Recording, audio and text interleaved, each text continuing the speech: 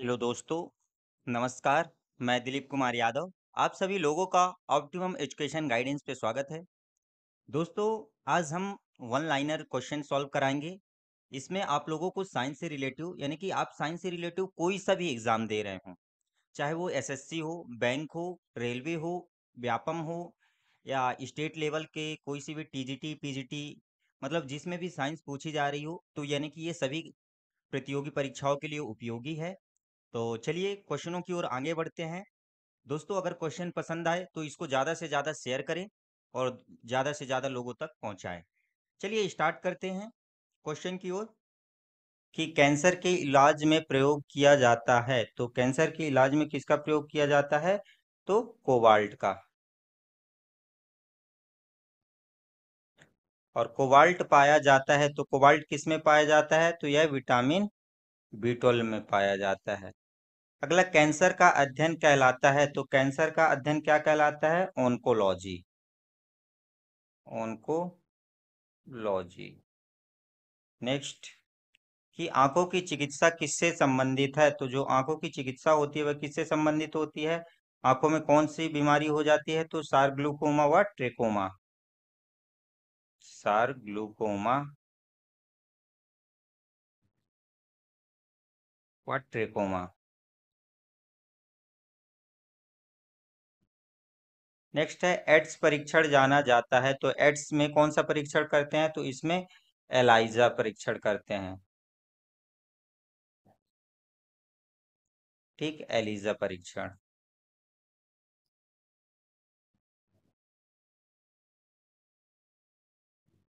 अगला है कि एथलीट फुट रोग होता है, तो यह किसकी वजह से होता है? तो कवक की वजह से, फंगस की वजह से एथलीट फुट रोग होता है। ठीक।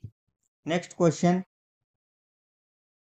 कि सार्स है, तो सार्स क्या है? यह एक विषाणु जनित रोग है।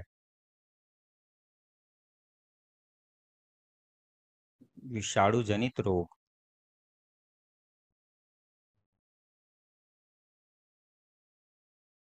अगला है ऑन्कोजीन्स की सक्रियता से होने वाला रोग, तो ऑन्कोजीन्स मतलब इसकी सक्रियता से कौन सा रोग होता है? कैंसर रोग। अगला है टी लिम्फोसाइट का निर्माण होता है, तो टी लिम्फोसाइट का निर्माण कहाँ होता है? तो बोन मैरो में, मतलब अस्थि मज्जा में। ठीक। नेक्स्ट, कि आपेक्षिक आर्द्रता का मापक है, तो आपेक्षिक आर्द्रता का मापक कौन होता है? किसके द्वारा मापा जाता है? तो हाइग्रोमीटर के द्वारा। हाइग्रोमीटर। नेक्स्ट है कि आपेक्षिक घनत्व मापा जाता है, तो आपेक्षिक घनत्व किसके द्वारा मापते हैं? तो हाइड्रोमीटर के द्वारा। और आर्द्रता हाइग्रोमीटर के द्वारा। हाइड्रोमीटर। अगला है बर्फ की गुप्त ऊष्मा होती है, तो बर्फ की कितनी गुप्त ऊष्मा होती है? तो 80 किलो कैलोरी।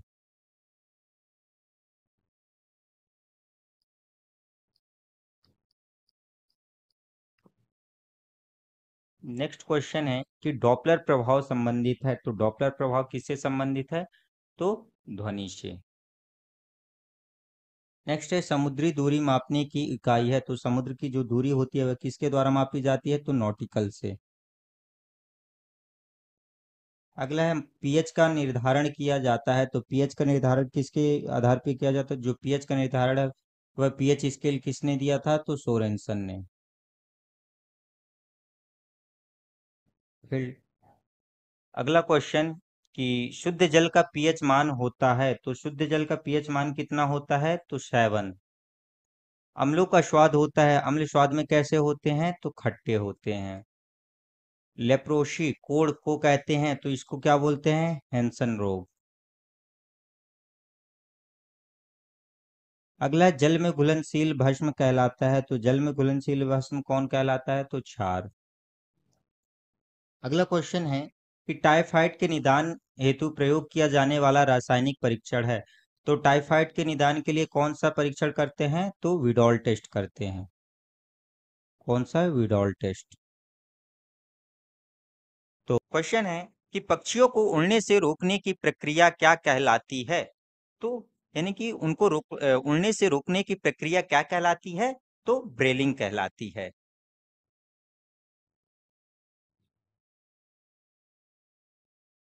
अगला है कि सहलग्नता की खोज किसने की थी। तो जो लिंकेज होता है सहलग्नता, तो उसकी खोज किसने किया था? तो उसकी बेटसन ने किया था।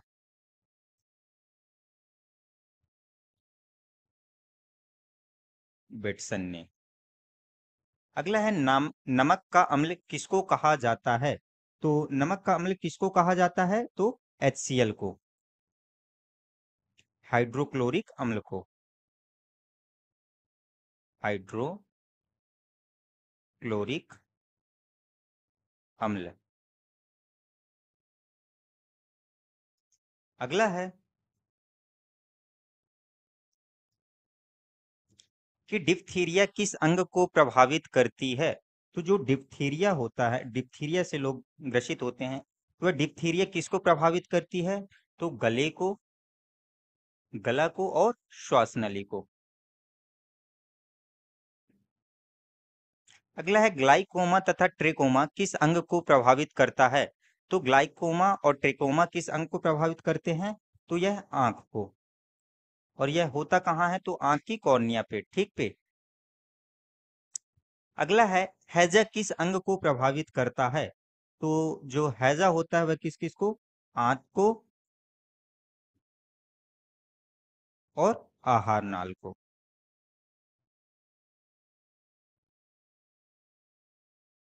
ठीक। अगला क्वेश्चन कि टाइफाइड किस अंग को प्रभावित करता है। तो जो ये टाइफाइड होता है यह किस अंग को प्रभावित करता है? तो यह आंत को। अगला है ग्वाइटर किस अंग को प्रभावित करता है। तो ग्वाइटर थायराइड को।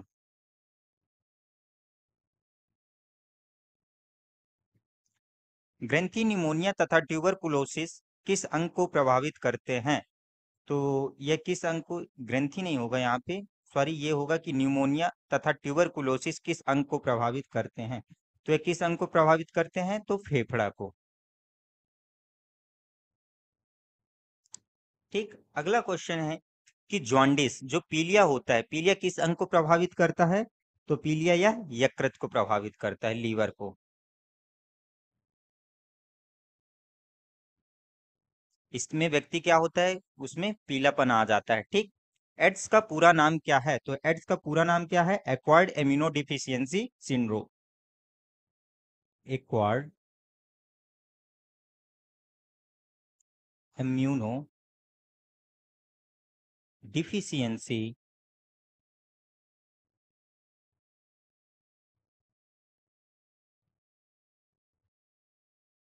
सिंड्रोम। अगला है एनीमिया रोग किसकी कमी से होती है। तो जो एनीमिया रोग है वह किसकी कमी से होती है? तो लोहा, आयरन की कमी से होती है। ठीक। अगला कि सार्वत्रिक आदाता यानी यूनिवर्सल रिसिपिएंट किस रक्त समूह को कहा जाता है। तो जो सर्वग्राही होता है वह किसको कहते हैं? तो एबी को। अगला है कि एक वयस्क मनुष्य का सामान्य हृदय गति कितना होता है। तो कितना होता है? 72 बार प्रति मिनट होता है, 72 बार प्रति मिनट। अगला है सिस्टोनिक रक्तचाप सामान्य मनुष्य का कितना होता है। तो कितना होता है? जो देखो, एक होता है सिस्टोलिक और एक होता है डायस्टोलिक। तो जो सिस्टोलिक होता है वह 120 mmHg होता है। ठीक। और अगर बात की जाए तो शुद्ध रक्तचाप की, तो कैसा होता है? 120/80। मतलब कि जो सिस्टोलिक होता है वह 120 और जो डायस्टोलिक होता है वह 80 होता है। ठीक। चलिए नेक्स्ट क्वेश्चन की ओर। लेकिन इस पे सिस्टोलिक पूछा था, तो सिस्टोलिक कितना होगा? 120 mmHg होगा। अगला है कि विटामिन B1 का रासायनिक नाम है। तो B1 का रासायनिक नाम क्या है? थायमिन। और इसकी कमी से कौन सा रोग होता है? तो इसकी कमी से बेरी बेरी रोग होता है, बेरी बेरी रोग। अगला है B2 का रासायनिक नाम क्या है। तो B2 का रासायनिक नाम क्या होता है? Riboflavin, riboflavin. और इसकी कमी से कौन सा रोग होता है? तो इसकी कमी से किलोसिस रोग होता है। किलोसिस मतलब कि त्वचा का फटना। ठीक। अगला है विटामिन B6 का रासायनिक नाम क्या है। तो B6 का रासायनिक नाम क्या होता है? पायरिडॉक्सिन। पायरिडॉक्सिन। जो बालों का झड़ना ये किसकी कमी से होता है? तो विटामिन B6 की कमी से ही होता है। ठीक, अगला क्वेश्चन है कि B12 का रासायनिक नाम है, तो B12 का रासायनिक नाम क्या होता है? साइनोकोबाल्मिन। साइनोकोबाल्मिन।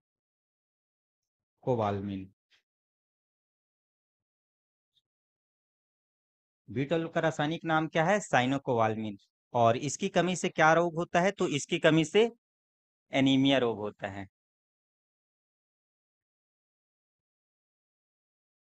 अगला है विटामिन सी का रासायनिक नाम क्या है? तो विटामिन सी का रासायनिक नाम क्या होता है? तो एस्कॉर्बिक एसिड।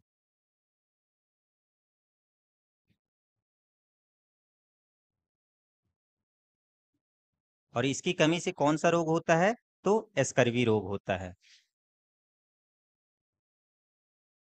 ठीक, विटामिन ए का रासायनिक नाम क्या होता है? तो विटामिन ए का रासायनिक नाम होता है रेटिनॉल।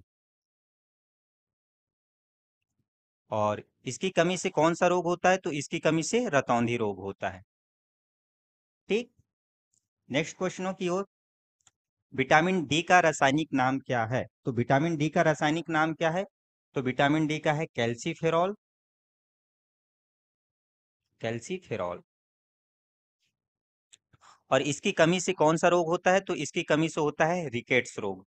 बच्चों में रिकेट्स रोग होता है और वयस्कों में ऑस्टिमलेशिया रोग। ऑस्टिमलेशिया रोग। अगला है विटामिन ई का रासायनिक नाम क्या है? तो विटामिन ई का रासायनिक नाम क्या होता है? टोकोफेरॉल। टोकोफेरॉल। और इसकी कमी से कौन सा रोग होता है? तो बंध्यता रोग होता है। बंध्यता हो गया, नपुंसकता हो गया, मतलब कि इसमें स्त्रियां क्या होती हैं? बांझपन हो जाती हैं, नपुंसक हो जाते हैं। ठीक, इसकी कमी से। अगला है विटामिन के का रासायनिक नाम। तो विटामिन के का रासायनिक नाम क्या है? फिलोक्विनोन। फिलोक्विनोन। ठीक, और इसकी कमी से कौन सा रोग होता है? तो रक्त का थक्का न जमना। रक्त का थक्का न जमना। ठीक, नेक्स्ट क्वेश्चनों की ओर। अगला है चिकित्सा शास्त्र के जनक, फादर ऑफ मेडिसिन किसको कहा जाता है? तो फादर ऑफ मेडिसिन किसको कहा जाता है? तो हिप्पोक्रेट्स को। ठीक, अगला है ऑस्टियोलॉजी में किसका अध्ययन किया जाता है? तो ऑस्टियोलॉजी में किसका अध्ययन किया जाता है? तो अस्थियों का, मतलब हड्डियों का।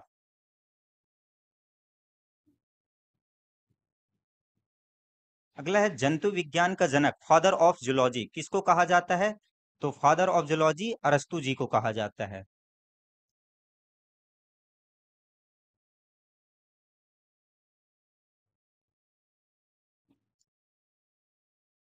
और अरस्तु जी को और भी एक क्या बोला जाता है? कि फादर ऑफ बायोलॉजी। तो इनको फादर ऑफ बायोलॉजी भी कहा जाता है और फादर ऑफ जूलॉजी भी कहा जाता है। ठीक, मतलब जीव विज्ञान के भी जनक हैं और ये जंतु विज्ञान के भी जनक हैं। नेक्स्ट क्वेश्चन,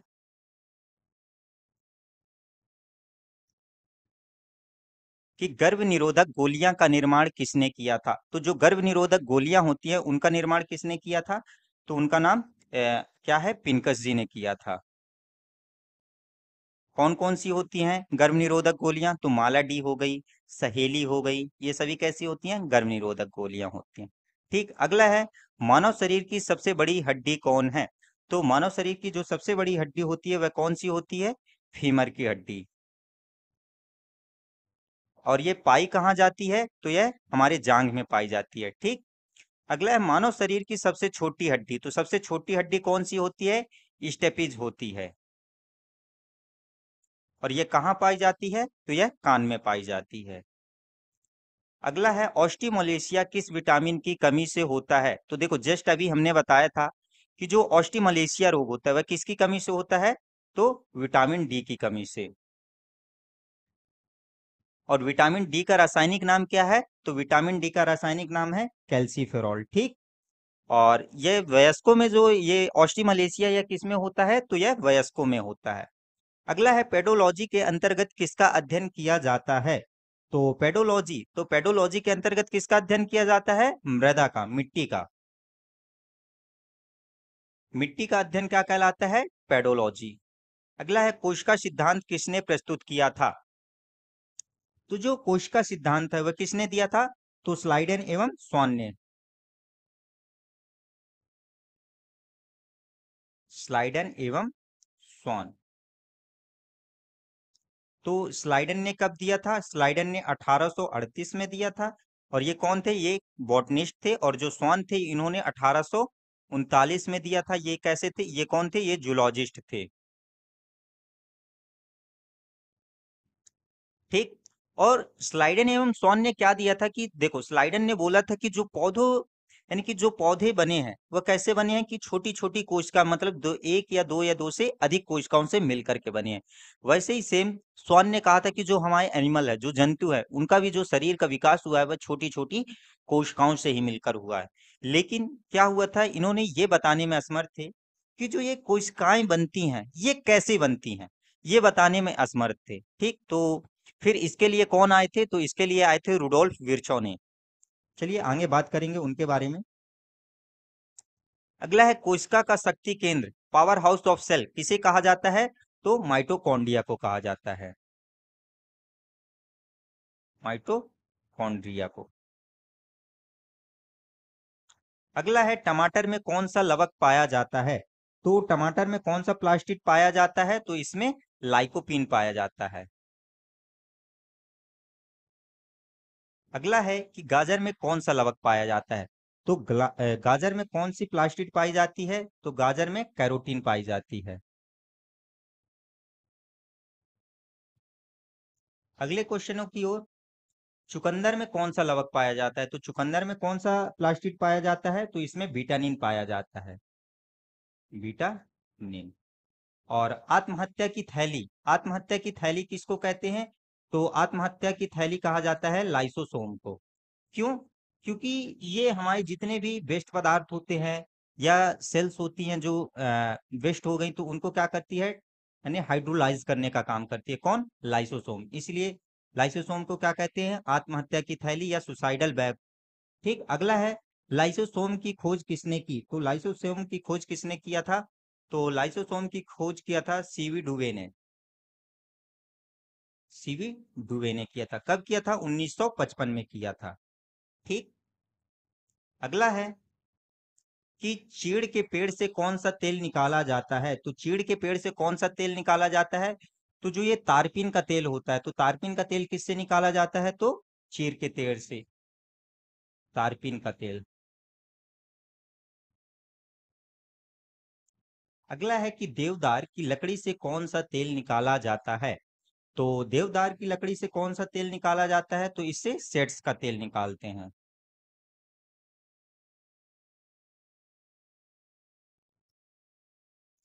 अब है एचआईवी। एचआईवी का पूरा नाम क्या है?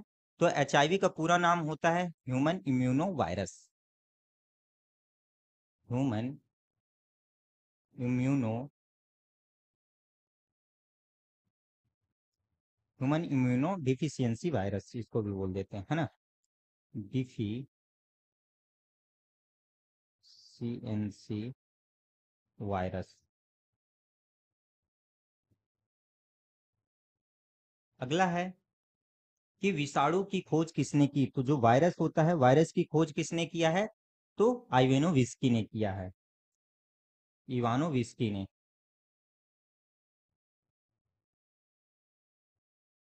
अगला है जड़ के रूपांतरण से बनने वाला पौधा कौन कौन है?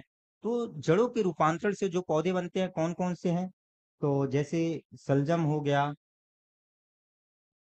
सलजम, गाजर,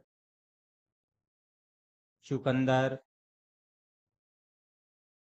आलू, ये सभी कैसे हैं? जड़ से बनने वाले हैं। ठीक। जड़ों के रूपांतरण है। और तने के रूपांतरण से, तो जो सॉरी, ये जो आलू है ये तना का रूपांतरण कहलाता है। तो तना का सॉरी, तो तने का रूपांतरण कौन कौन से हैं? तो जैसे आलू, पहले इसको लिख लीजिए आप, कंफ्यूजन हो जाएगा नहीं तो। ठीक, आलू हो गया, प्याज हो गया, हल्दी हो गई, और अदरक, ये सभी कैसे हैं? तनों के रूपांतरण हैं। ठीक, नेक्स्ट क्वेश्चनों की ओर।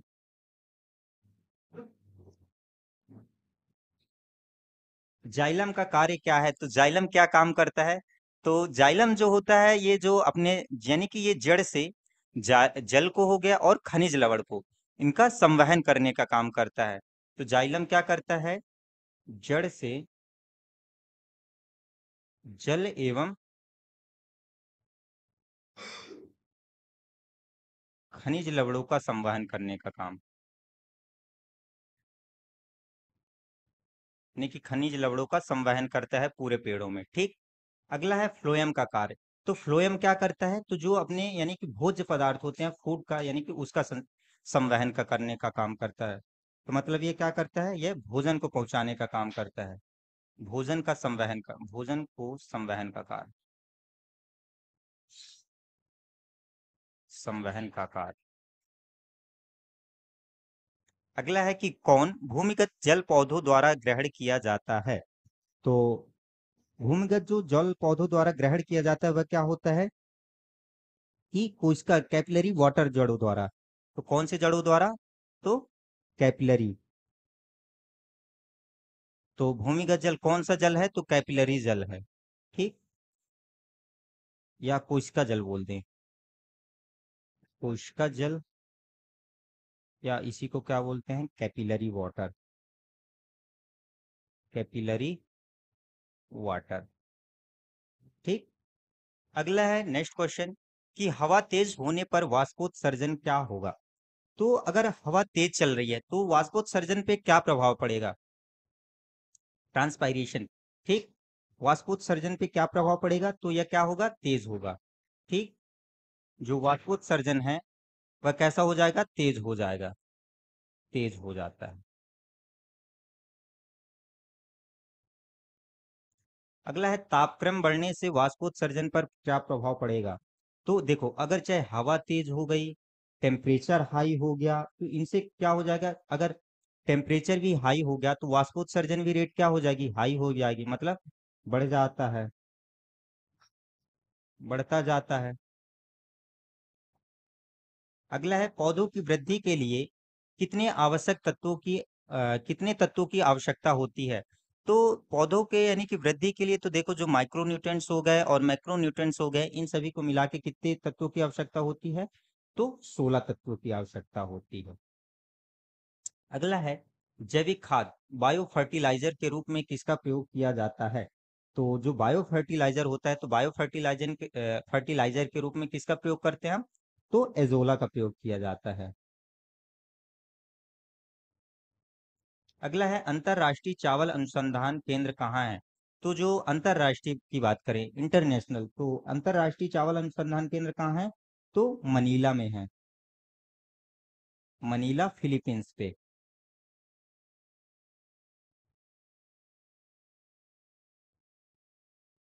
ठीक, अगला है प्रकृति में कार्बन डाइऑक्साइड CO2 की मात्रा कितनी होती है? तो CO2 की मात्रा कितनी होती है? 0.03%। अगला नेक्स्ट क्वेश्चन कि जिब्रेलिन का कार्य क्या है? तो जिब्रेलिन क्या करता है? कि जो बौने पौधे होते हैं, तो बौने पौधों को लंबा करने का काम करता है। जिब्रेलिन ये एक हार्मोन होते हैं, तो ये क्या काम करता है? कि बौने पौधे को लंबा करने का काम करता है। और इसके अतिरिक्त आप लोग सब्जियों मार्केट में गए होंगे कि देखे होंगे कि जो सब्जी वाले होते हैं, बाल्टी में पानी रखे रहते हैं और वो छिड़कते रहते हैं। तो आप लोगों ने कभी अनुमान लगा कि वो क्या छिड़क रहे हैं? तो वो जिब्रेलिन को ही छिड़कते हैं। क्यों? क्योंकि उसकी वजह से क्या होती है कि, यानी कि जो अपनी साग सब्जियां होती हैं उनमें ताजगी बनी रहती है, लगेगा कि वो अभी ही तोड़ के लेके आए। तो ये किसकी वजह से होता है? तो जिब्रेलिन की वजह से ही होता है।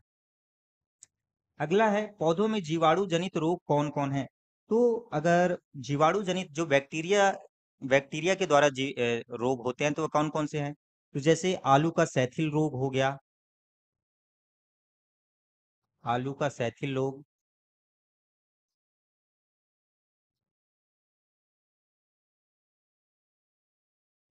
और धान का अंगमारी रोग हो गया। धान का अंगमारी रोग। नींबू का कैंकर रोग हो गया। ठीक। नींबू में कैसा हो जाता है?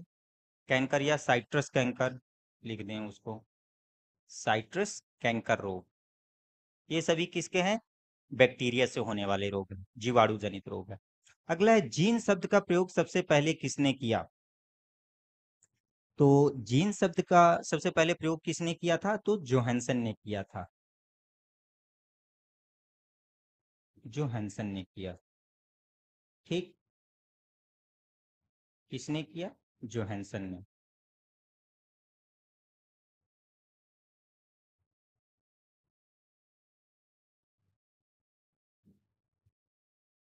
जोहानसन ने किया था। अगला है कि वनस्पति विज्ञान के जनक किनको कहा जाता है? तो वनस्पति विज्ञान के जनक किसको कहा जाता है? तो वनस्पति विज्ञान के जनक कौन है? थियोफ्रेस्टस हैं। थियोफ्रेस्टस हैं। ठीक।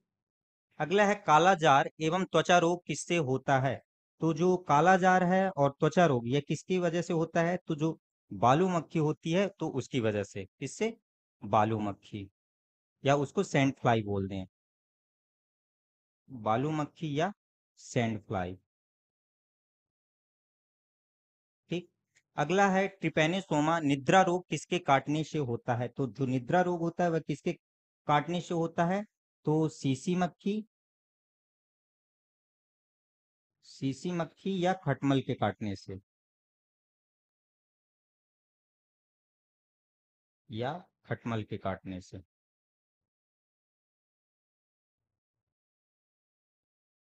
अगला नेक्स्ट है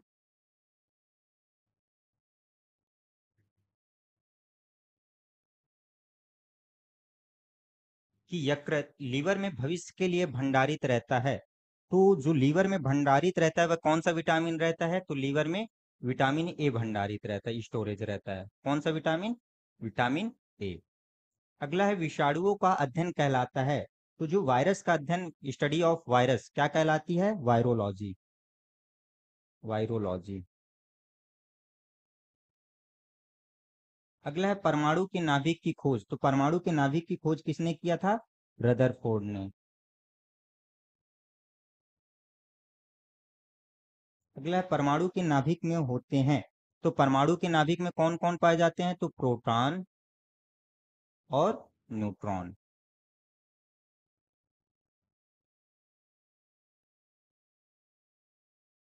अगला है कि रानीखेत बीमारी फैलती है। तो जो ये रानीखेत बीमारी होती है, ये किस में होती है? तो यह मुर्गियों में होती है, और सबसे बहुत ज्यादा ये घातक बीमारी होती है। और ये किसके द्वारा फैलती है? तो यह वायरस के द्वारा फैलती है। वायरस द्वारा। अगला है, जंतुओं में होने वाली फुट एंड माउथ रोग होता है। तो यह किसकी वजह से होता है? तो यह भी विषाणु की वजह से ही होता है, विषाणुओं की वजह से, वायरसों की वजह से। ठीक। विषाणुओं के द्वारा। अगला है, कवकों का अध्ययन कहलाता है। तो कवक का अध्ययन क्या कहलाता है? तो कवक का अध्ययन कहलाता है माइकोलॉजी। माइकोलॉजी। अगला है कि शैवालों का अध्ययन कहलाता है। तो देखो, कवकों का अध्ययन क्या कहलाता है? माइकोलॉजी। और शैवालों का अध्ययन कहलाता है फाइकोलॉजी। अगला है, शैवालों की कोशिका भित्ति बनी होती है। तो जो एल्गी है, एल्गी की सेल वॉल किसकी बनी होती है? तो सेलुलोज की। सेल्यूलोज की। अगला है, जीवाणु बैक्टीरिया की खोज की। तो बैक्टीरिया की खोज किसने किया है? तो ल्यूवेनहॉक ने। ल्यूवेनहॉक ने। अगला है, तड़ित चालक का आविष्कार किया था। तो तड़ित चालक का आविष्कार किसने किया था? तो बेंजामिन फ्रैंकलिन ने। बेंजामिन फ्रैंकलिन ने। बेंजामिन फ्रैंकलिन ने। अगला क्वेश्चन कि ध्वनि का वेग सर्वाधिक होता है, तो ध्वनि का वेग सर्वाधिक कहाँ होता है? तो इस्पात में होता है। अगला है ध्वनि की गति धीमी होती है, तो और ध्वनि की गति की बात की जाए कि सबसे धीमी कहाँ होती है? तो हवा में।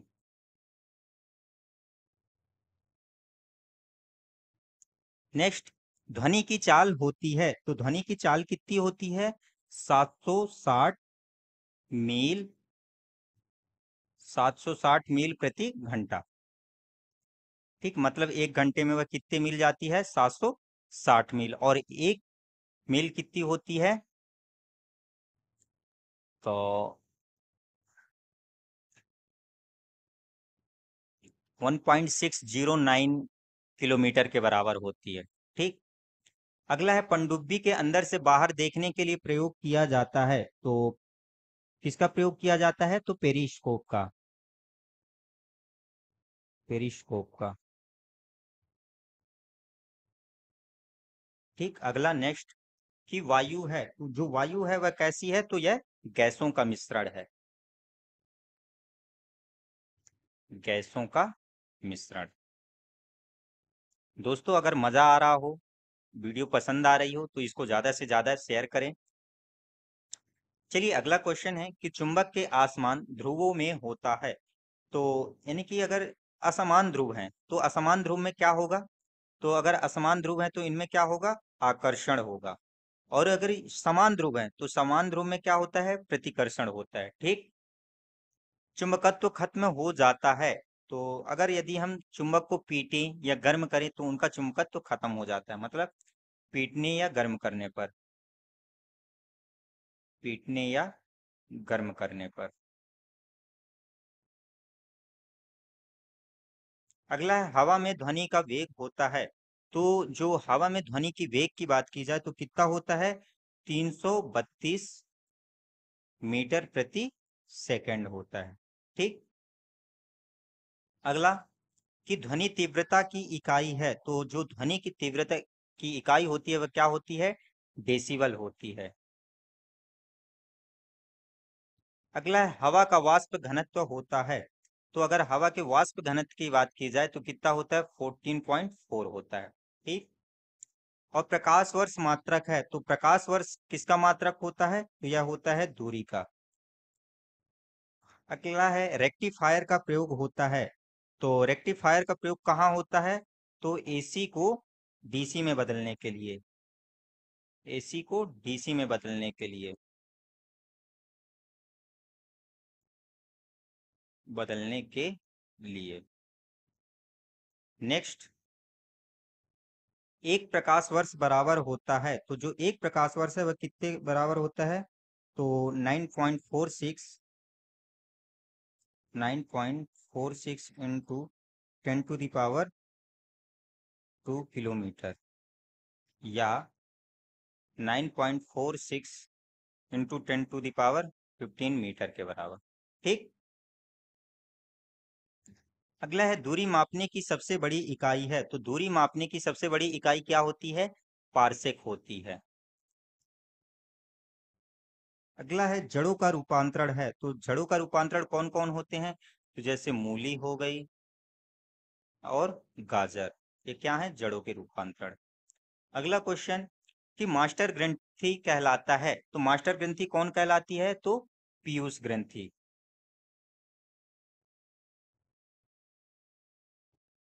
देखो, मास्टर ग्रंथि कौन है? पीयूष ग्रंथि। लेकिन मास्टर ऑफ मास्टर ग्लैंड किसको कहते हैं? ये आप लोग कमेंट करके हमें बताइए कि मास्टर ऑफ मास्टर ग्लैंड यानी मास्टर ऑफ मास्टर ग्रंथि किसको कहते हैं। ठीक। मास्टर की मास्टर ग्रंथि। अगला है शरीर की सबसे छोटी ग्रंथि, तो शरीर की सबसे छोटी ग्रंथि भी कौन कहलाती है? तो यह पिट्यूटरी ग्लैंड ही कहलाती है, पीयूष ग्रंथि। पिट्यूटरी ग्रंथि। ठीक। अगला है कौन सा लिटमस कौन लाल लिटमस पत्र को नीला कर देता है?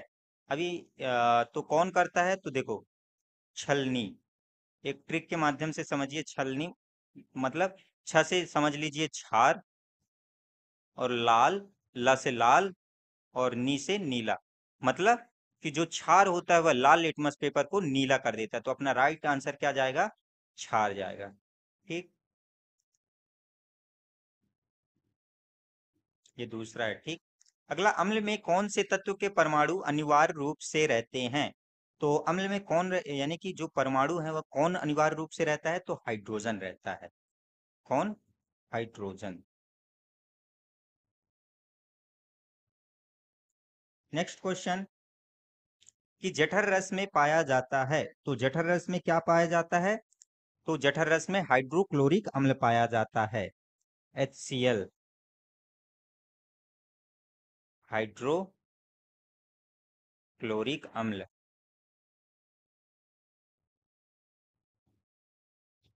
नेक्स्ट है, लाइकेन में परस्पर सहजीवी मौजूद होते हैं। तो जो लाइकेन होता है, लाइकेन में कौन कौन होते हैं? तो कवक और शैवाल। और ये किसके सूचक होते हैं? तो ये प्रदूषण के सूचक होते हैं, कवक और शैवाल। कौन से प्रदूषण के? तो ये SO2 प्रदूषण के, सल्फर डाइऑक्साइड प्रदूषण के सूचक होते हैं। मतलब कि जहां पे SO2 प्रदूषण होता है वहां पे ये उगते ही नहीं है। ठीक, और ये कवक और जो शैवाल होते हैं, इनमें कैसा संबंध होता है? सहजीवी संबंध, सिम्बायोसिस होता है। तो कवक क्या करता है कि जो कवक होता है इसको रहने यानी कि जल और भोज्य पदार्थों को देता है, और जो शैवाल होता है तो रहने के लिए आवास देता है। ठीक, अगला, लार में पाया जाने वाला एंजाइम है। तो लार में कौन सा एंजाइम पाया जाता है? तो लार में टाइलिन एंजाइम पाया जाता है।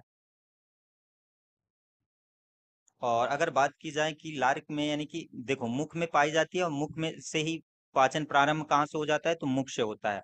और मुख में सबसे पहले यानी कि जो लार पाई जाती है उसमें टाइलिन एंजाइम होता है, उसी के द्वारा पाचन होता है। ठीक, अगला नेक्स्ट क्वेश्चन, कि प्रोटीन का पाचन होता है। तो अगर बात करें प्रोटीन का पाचन, तो प्रोटीन का पाचन कहाँ होता है? तो छोटी आंत में होता है। और मनुष्य में पाचन प्रारंभ होता है, तो जस्ट अभी हमने बताया कि जो अगर पाचन प्रारंभ की बात की जाए, कि पाचन का प्रारंभ कहाँ से होता है, तो वह कहाँ से होता है? मुख से होता है, मुख से। नेक्स्ट, पचे भोजन का अवशोषण होता है। तो जो पचे हुए भोजन का अवशोषण होता है वह कहाँ होता है? तो छोटी आंत में होता है, छोटी आंत में। नेक्स्ट क्वेश्चनों की ओर, कि टीबिया नामक हड्डी पाई जाती है। तो टीबिया, फेबुला, ये सब कहाँ पाई जाती हैं? तो ये टांग की होती हैं, पैर की हड्डी, पैर की हड्डी। और हाथ की कौन सी होती हैं? रेडियस, उल्ना, ये सभी कहाँ की होती हैं? हाथ की। लेकिन टीबिया, फेबुला, ये कहाँ की है? पैर की। अगला है, भोजन पचाने में सहायक होता है। तो भोजन को पचाने में कौन सहायक होते हैं? तो एंजाइम। अगला है, एंजाइम की रचना होती है। तो एंजाइम की रचना किसके द्वारा होती है? तो प्रोटीन के द्वारा होती है। देखो, जो सभी एंजाइम होते हैं क्या होते हैं? प्रोटीन के होते हैं, प्रोटीन से बने होते हैं। लेकिन क्या सभी प्रोटीन एंजाइम होते हैं? तो नहीं। ठीक, नेक्स्ट क्वेश्चन, कि पाचन क्रिया में प्रोटीन बदल जाते हैं। तो पाचन क्रिया में प्रोटीन किस में बदल जाते हैं, किस में टूट जाते हैं ये?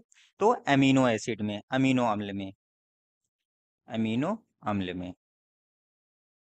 नेक्स्ट, आहार नाल में स्टार्च के पाचन में अंतिम उत्पाद है। तो इसमें अंतिम उत्पाद कौन रहता है स्टार्च का? तो स्टार्च का रहता है माल्टोज। नेक्स्ट है, शरीर में अमीनो अम्ल की संख्या होती है। तो अगर इनमें अमीनो अम्ल की बात की जाए तो कितने होते हैं? 20 प्रकार के। तो 10 आवश्यक प्रकार के अमीनो अम्ल, और 10 जो होते हैं अनावश्यक, मतलब कि जो हमारी बॉडी के द्वारा नहीं मिलते हैं, तो उनको अनावश्यक अम्ल। नेक्स्ट क्वेश्चन की ओर, कि शरीर में ऊतकों का निर्माण होता है। तो जो टिश्यूज का निर्माण होता है, ऊतकों का निर्माण, तो वह किसके द्वारा होता है? तो प्रोटीन से होता है। नेक्स्ट, हड्डियों और दांतों के लिए उपयोगी है। तो हड्डियों और दांतों के लिए कौन उपयोगी होता है? तो हड्डियों और दांतों के लिए कैल्शियम और फास्फोरस। कैल्शियम ए- एवं फास्फोरस। नेक्स्ट है भोपाल गैस कांड 1984 में रिसाव हुआ था। तो जो भोपाल गैस कांड 1984 में क्या रिसाव हुआ था, तो ये 3 दिसंबर की बात थी। जो यूनाइट कार्बेट एक कंपनी थी, तो उसके द्वारा कौन सी गैस का रिसाव हुआ था, तो मिथाइल आइसोसाइनेट का।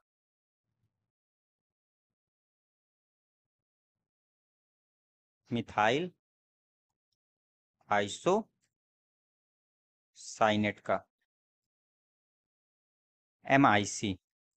इससे काफी लोगों का काफी नुकसान हुआ था। ये काफी एक बहुत बड़ा हादसा हुआ था, ठीक, 1984 में। नेक्स्ट क्वेश्चन कि जीवन रक्षक हार्मोन कहते हैं, तो जीवन रक्षक हार्मोन, संकटकालीन हार्मोन, या फ्लाइट फ्लाई हार्मोन, लड़ो उड़ो हार्मोन, ये किसको कहते हैं, तो एड्रिनल को कहते हैं। एड्रिनल में जो एड्रिनल ग्रंथि होती है, एड्रिनल ग्रंथि के द्वारा कौन से, यानी कि नर एपिनेफ्रिन और एपिनेफ्रिन दो होते हैं। इनको इनके द्वारा क्या होता है कि जैसे आप कोई भयावह देख लिए, जिसमें जैसे कि कोई दुर्घटना देख लिए, या आपको कहीं डर लग गई, तो क्या होता है, आपका ब्लड प्रेशर कम हो गया, या आपकी हार्ट बीट कम हो गई, तो ये क्या करते हैं, हार्मोन उसको उत्तेजना कर देते हैं, उत्तेजित कर देते हैं, जिससे यानी कि न्यूट्रल हो जाता है, वह तेजी हो जाते हैं, जिससे आप लोग को यानी रक्षा हो जाती है, ठीक। अगला है पौधे का मुख्य प्रकाश संश्लेषी अंग है। तो पौधे का यानी कि जो प्रकाश संश्लेषण है वह किसके द्वारा लेते हैं, तो वह पत्तियों के द्वारा। तो उनका मुख्य अंग क्या है, प्रकाश संश्लेषी पत्ती है, ठीक। अगला है कि पत्तियों का रंग हरा होता है। तो जो पत्तियों का रंग हरा होता है वह किसकी वजह से होता है, तो क्लोरोप्लास्ट की वजह से, क्लोरोप्लास्ट, हरित लवक की वजह से, ठीक। नेक्स्ट क्वेश्चन कि पत्तियों का रंग पीला होता है के कारण, तो जो पत्तियों में रंग पीलापन आ जाता है वह किसके कारण होता है, तो कैरोटीन के निर्माण के कारण। किसकी वजह से, कैरोटीन की वजह से, कैरोटीन के निर्माण के कारण, निर्माण के कारण। नेक्स्ट है कि पर्णहरित क्लोरोफिल में उपस्थित मुख्य धातु है। तो क्लोरोफिल में कौन सी धातु उपस्थित होती है, तो क्लोरोफिल में मैग्नीशियम उपस्थित होती है, मैग्नीशियम, ठीक। अगला है वायुमंडल में ऑक्सीजन की मात्रा संतुलित होती है। तो वायुमंडल में कौन सी मात्रा संतुलित, सबसे ज्यादा ऑक्सीजन की मात्रा संतुलित होती है किसके द्वारा, तो प्रकाश संश्लेषण द्वारा, प्रकाश संश्लेषण द्वारा।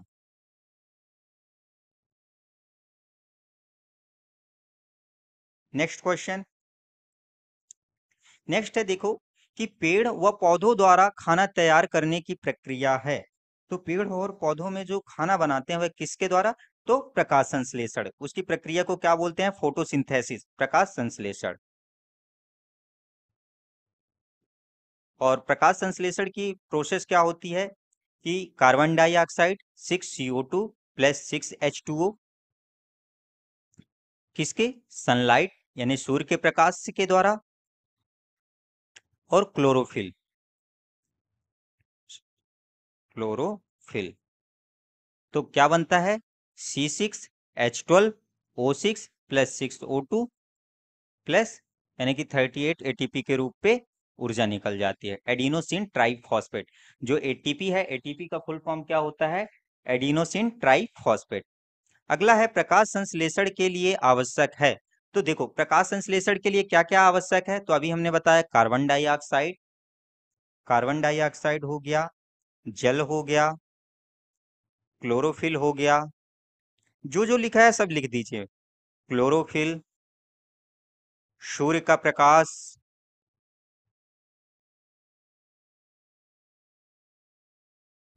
ठीक। तो प्रकाश संश्लेषण के लिए क्या क्या आवश्यक है, कार्बन डाइऑक्साइड, जल, क्लोरोफिल और सूर्य का प्रकाश, ठीक। अगला है प्रकाश संश्लेषण सबसे अधिक होता है। तो अगर बात की जाए कि जो प्रकाश संश्लेषण सबसे अधिक कहाँ होता है, तो लाल रंग के प्रकाश में, लाल रंग के प्रकाश में,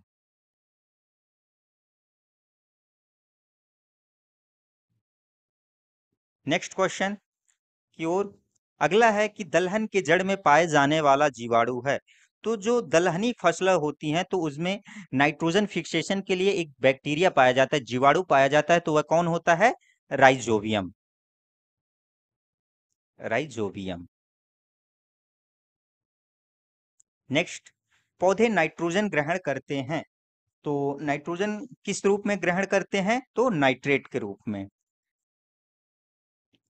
नाइट्रेट के रूप में।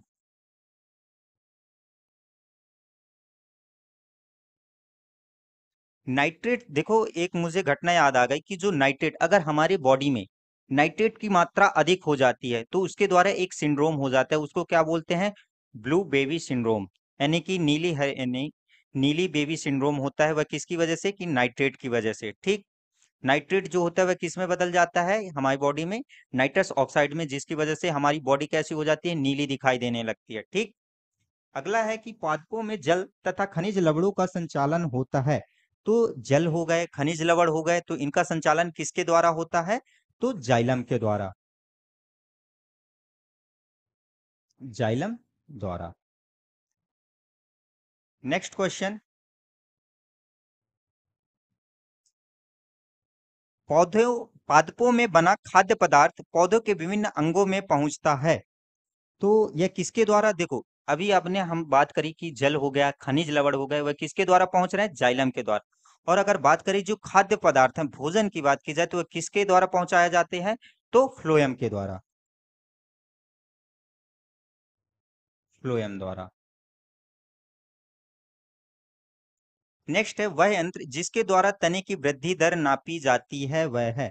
तो जो तने की वृद्धि दर है वह किसके द्वारा नापी जाती है? तो ऑक्जेनोमीटर के द्वारा। ऑक्जेनोमीटर के द्वारा। No metre. नेक्स्ट है, तरल संयोजी ऊतक का नाम। तो तरल संयोजी ऊतक का नाम क्या होता है? रक्त। ब्लड। तो अपना तरल संयोजी ऊतक कौन है? ब्लड है। Next question. प्रोटीन का संश्लेषण होता है। तो जो प्रोटीन का सिंथेसिस होता है वह कहाँ होता है? तो राइबोसोम में होता है, राइबोसोम द्वारा। प्रोटीन फैक्ट्री भी किसको बोला जाता है? तो राइबोसोम को बोला जाता है। राइबोसोम। नेक्स्ट है, डीएनए संश्लेषण का प्रतिपादन किया। तो डीएनए जो संश्लेषण होता है, डीएनए सिंथेसिस, सिंथेसिस उसका जो प्रतिपादन है वह किसने किया था? तो कॉर्नबर्ग ने किया था। कॉर्नबर्ग ने। अगला, हृदय के चारों तरफ पाए जाने वाले आवरण को कहते हैं। तो जो हमारे हृदय के चारों ओर एक आवरण पाया जाता है, ठीक, तो उसको क्या बोलते हैं? पेरिकार्डियम का आवरण पाया जाता है, पेरिकार्डियम।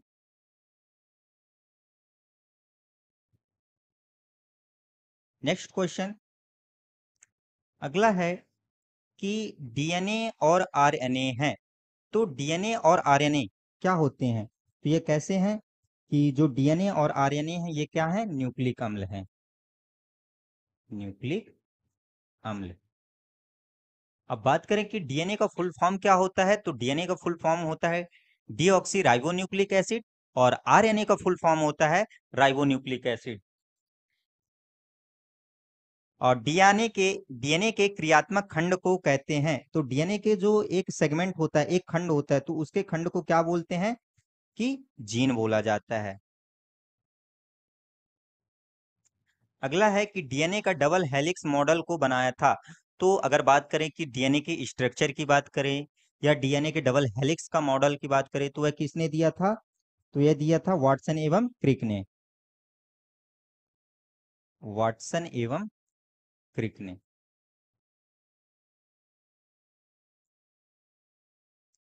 Next question. नेक्स्ट है कि डीएनए की इकाइयां हैं। तो डीएनए की जो यूनिट्स है वह क्या होती हैं? तो न्यूक्लियोटाइड्स होती हैं। न्यूक्लियोटाइड्स।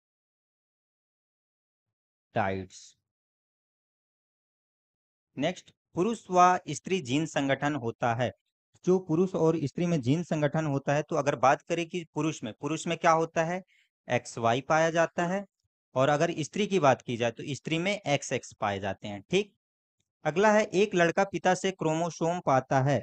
तो अगर बात करें कि जो लड़का है तो अगर लड़का हो रहा है तो वह पिता से कौन सा क्रोमोसोम पाएगा?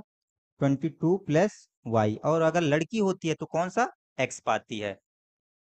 ठीक। नेक्स्ट क्वेश्चन कि बच्चों का लिंग निर्धारित होता है, तो जो बच्चों में लिंग का निर्धारण होता है वह किसके द्वारा होता है? तो वह किसके द्वारा होता है कि मादा यानी कि माता के गुणसूत्र के द्वारा या पिता के गुणसूत्र के द्वारा? तो किसके द्वारा होता है? तो वह पिता के गुणसूत्र के द्वारा। पिता के गुणसूत्र XY द्वारा। ठीक। पैतृकता सिद्ध करने में सहायक है, तो अगर पैतृकता सिद्ध करने में सहायक अगर बात की जाए तो कौन होता है? तो जैसे डीएनए हो गया, और डीएनए फिंगर प्रिंटिंग हो गई, और फिंगर प्रिंटिंग टेस्ट हो गया। Finger printing test. ठीक। नेक्स्ट है मधुमेह रोग होता है, जो डायबिटीज रोग होता है। तो डायबिटीज रोग किसकी वजह से होता है? तो डायबिटीज होता है इंसुलिन की कमी से। इंसुलिन की कमी से। अगला नेक्स्ट है कि इंसुलिन की खोज की, तो जो अगर बात करें इंसुलिन की खोज की, तो इंसुलिन की खोज किसने किया था? तो बेंटिंग एवं बेस्ट ने। बेंटिंग एवं बेस्ट ने। नेक्स्ट क्वेश्चन कि इंसुलिन शरीर में बनती है, तो जो इंसुलिन है वह शरीर में कहाँ से बनती है? तो अग्नाशय के द्वारा, पेंक्रियाज के द्वारा। कहाँ बनती है? तो अग्नाशय में।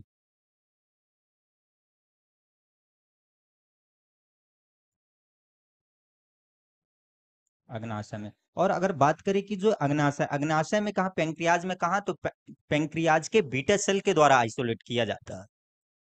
सॉरी। तो ये कहाँ से आइसोलेट किया जाता है? तो पेंक्रियाज के बीटा सेल के द्वारा। Beta cell. ठीक। अगला है ब्रोंकाइटिस एक रोग है, तो ब्रोंकाइटिस जो होता है वह किसका, यानी कि कहाँ पे इन्फेक्ट होता है, कहाँ कहाँ का रोग है? तो यह फेफड़े में होता है, फेफड़े का।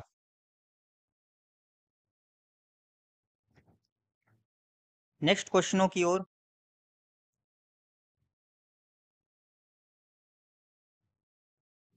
पेप्सिन का एक उदाहरण है, तो पेप्सिन जो होता है वह किसका उदाहरण होता है? पेप्सिन, तो यह एंजाइम का एक उदाहरण है। एंजाइम। ठीक। पेप्सिन क्या करता है? यह प्रोटीन को पचाने का काम करता है। ठीक। अगला है दूध में नहीं पाया जाने वाला विटामिन है, तो दूध में कौन सा विटामिन नहीं पाया जाता है? तो विटामिन सी नहीं पाया जाता है। Vitamin C. अगला है वीनस सिरा हृदय में वीनस सिरा हृदय, जो वीनस हृदय होता है वह किसमें पाया जाता है? ठीक। तो अगर बात करें हम वीनस हृदय की, तो यह किसमें पाया जाता है? तो यह मछली में पाया जाता है, फिशेस में। ठीक। मछलियों में कौन सा हृदय होता है? तो वीनस हृदय होता है। अगला कि प्लाज्मोडियम परजीवी है, तो प्लाज्मोडियम जो परजीवी होता है वह किसका होता है? तो मलेरिया रोग का वाहक होता है। ठीक। यानी किसका परजीवी है? तो मलेरिया का। और मलेरिया रोग का वाहक है, तो मलेरिया रोग का वाहक जो होता है वह कौन होता है? तो मादा एनाफिलीज मच्छर। मादा एनाफिलीज। मादा एनाफिलीज मच्छर। अगला है कि मलेरिया, मलेरिया रोग में प्रभावित अंग है, तो मलेरिया, अगर किसी को मलेरिया डिसीज हो गई है तो इससे कौन सा अंग प्रभावित होता है? तो इससे स्प्लीन होता है। ठीक। प्लीहा। उसी को क्या बोलते हैं? तिल्ली भी बोला जाता है। ठीक। अगला नेक्स्ट क्वेश्चन कि मानव मूत्र में उत्सर्जित होता है, तो मानव मूत्र में कौन सा विटामिन उत्सर्जित होता है? तो देखो जल में जो घुलनशील है कौन कौन से? बी और सी। तो जो मानव मूत्र में होता है, तो मानव मूत्र के द्वारा कौन सा विटामिन निकलता है? तो विटामिन सी। Vitamin C. और फैट सोल्यूबल विटामिन की बात करें तो फैट सोल्यूबल विटामिन कौन कौन से होते हैं? ए, डी, ई और के। इसको आप कीड़ा की उससे भी ट्रिक से याद कर सकते हैं, कीड़ा, KEDA। अगला है मूत्र का पीएच मान होता है, तो अगर मूत्र के पीएच की बात की जाए तो पीएच का मान कितना होता है, 6। और मूत्र का रंग पीला होता है, तो मूत्र का जो पीला रंग होता है वह किसकी वजह से होता है, तो यूरोक्रोम पिगमेंट होता है उसकी वजह से। तो किसकी वजह से, यूरोक्रोम के कारण, यूरोक्रोम के कारण। अगला नेक्स्ट क्वेश्चन, कि सर्वप्रथम प्रयोगशाला में जीन का संश्लेषण किया था, तो जीन का संश्लेषण जो किसने किया था, तो डॉक्टर हरगोविंद खुराना ने, doctor Hargobind Khorana. Next question, कि मेढक मेढक के हृदय में कितने प्रकोष्ठ होते हैं, तो अगर बात की जाए कि मेढक के हृदय में कितने चैम्बर पाए जाते हैं, तो कितने चैम्बर पाए जाते हैं, 3। ठीक, और मनुष्य के हृदय में कितने प्रकोष्ठ होते हैं, तो जो मनुष्य हो गए हम लोगों के में, तो हम लोगों के हृदय में कितने प्रकोष्ठ होते हैं, तो 4 होते हैं। ठीक, नेक्स्ट क्वेश्चनों की ओर, कि मानव शरीर में रक्त की मात्रा शरीर के भार का होता है, तो शरीर के भार के लगभग कितने परसेंटेज होता है, तो 7%, लगभग लगभग 7%। अगला है, मानव शरीर में प्रचुर पाया जाता है, तो प्रचुर मात्रा में क्या पाया जाता है हमारे शरीर में, तो हमारे शरीर में पाया जाता है क्या, ऑक्सीजन, O2। अगला है, मनुष्य के शरीर में जल होता है, तो अगर बात की जाए कि शरीर में हमारे जल कितने परसेंटेज होता है, तो 65 से लेकर के 80% तक जल होता है। ठीक, नेक्स्ट क्वेश्चन, कि गुणसूत्र क्रोमोसोम की खोज किसने किया, तो क्रोमोसोम की खोज किसने किया था, तो वाल्डेयर ने, वाल्डेयर ने। नेक्स्ट क्वेश्चन, कि गुणसूत्रों का निर्माण होता है, तो गुणसूत्रों का निर्माण जो होता है वह किसके द्वारा होता है, तो क्रोमेटिन नामक पदार्थ से, क्रोमेटिन नामक पदार्थ से। नेक्स्ट, मनुष्य में क्रोमोसोम की संख्या, तो मनुष्य में क्रोमोसोम की संख्या कितनी होती है, तो 46, मतलब 23 के जोड़ी में। ठीक, नेक्स्ट क्वेश्चन, कि पुरोगामी जातियां क्या होती हैं, तो पुरोगामी जातियां क्या होती हैं, मतलब कि ये वो जातियां जो अनुक्रमण को सर्वप्रथम प्रारंभ करने वाली जातियां होती, जो सक्सेशन होता है उसको प्रारंभ करने वाली जातियां होती हैं। ठीक, अनुक्रमण को प्रारंभ करने वाली जातियां, अनुकरण को सर्वप्रथम प्रारंभ करने वाली जातियां।